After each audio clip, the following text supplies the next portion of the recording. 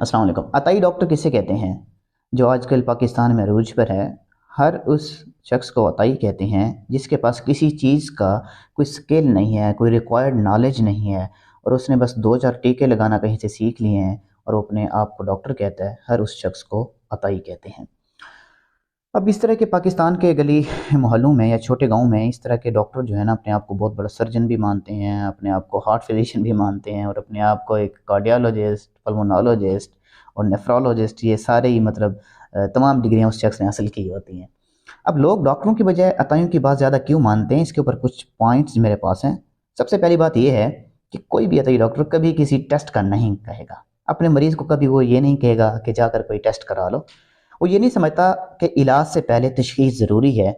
उसको इस चीज़ का कोई आइडिया नहीं होता, इसलिए वो डायरेक्ट जो है, जो समझ में आता है या नहीं आता, हाई पोटेंसी दवा वो स्टार्ट में उसको शुरू करा देते हैं। मतलब जैसे मैं अक्सर कहता हूँ कि मक्खी मारने के लिए वो AK-47 इस्तेमाल कर देते हैं। अगर एक बंदे को एक सिंपल ज़ुकाम है जो कि बगैर दवाई के भी ठीक हो सकता है, उसके लिए भी वो हाई पोटेंसी दवाई देकर डेक्सा वगैरह लगा देते हैं और मरीज़ को, उनकी कोशिश होती है कि पहली ही दवा पे उसको आराम आ जाए, चाहे उसके गुर्दे ख़त्म हो जाएँ, जिगर ख़राब हो जाए, व्हाटएवर जो कुछ भी हो गया, वो लॉन्ग लास्टिंग कॉम्प्लिकेशन को नहीं देखते।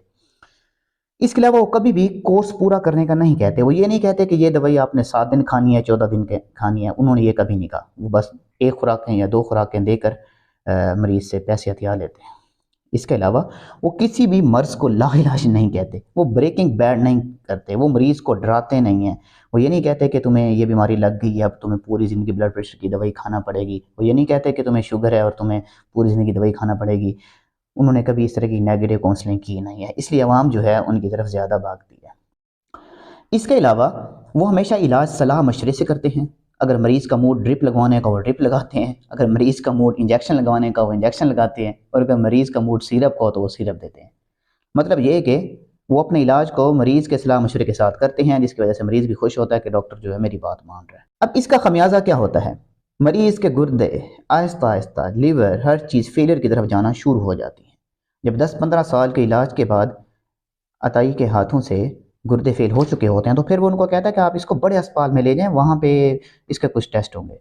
फिर जब वही मरीज़ जिसके यूरिया क्रेट बहुत हाई हो चुका है या लिवर फेल हो चुका है, वो जब निश्तर हॉस्पिटल, मेयो हॉस्पिटल या जिनाह जनरल हॉस्पिटल में जाता है, तो वहाँ पे उसकी डेथ हो जाती है। तो घर वाले ये सोचते हैं कि मरीज़ हमारा बिल्कुल ठीक-ठाक था। हालाँकि उन्हें वो पिछले 15 साल की कोई स्टोरी उनके इल्म में नहीं होती कि इसका अनकंट्रोल्ड डायबिटीज़ रही, इसका हाइपरटेंशन अनकंट्रोल्ड रही, इसकी आँखें डैमेज हो गई हैं, इसको विजन लॉस हो गया है। तो घर वाले ये नहीं सोचेंगे। वो फिर यही कहेंगे कि जब से हम इस बड़े अस्पताल में आए हैं, हमारा मरीज़ इधर ही मरा है। वो 15 साल की पिछली स्टोरी कभी किसी को नहीं सुनाएँगे। वो यही कहेंगे कि हमारा मरीज़ इधर आके मर गया। हम जो भी मरीज़ हम रिश्तेदार आता है वो मर जाता है, जो भी लाहौर जाता है वो मर जाता है। और फिर उनका यकीन फिर अपने गाँव वाले डॉक्टर पे बढ़ जाता है कि हमने जब तक वहाँ से इलाज कराया था हमारा मरीज़ ठीक था, हम जब भी इधर आए हैं यहाँ के हमारे मरीज़ मर जाते हैं। तो एक पूरी स्टोरी है, एक विशियस साइकिल है।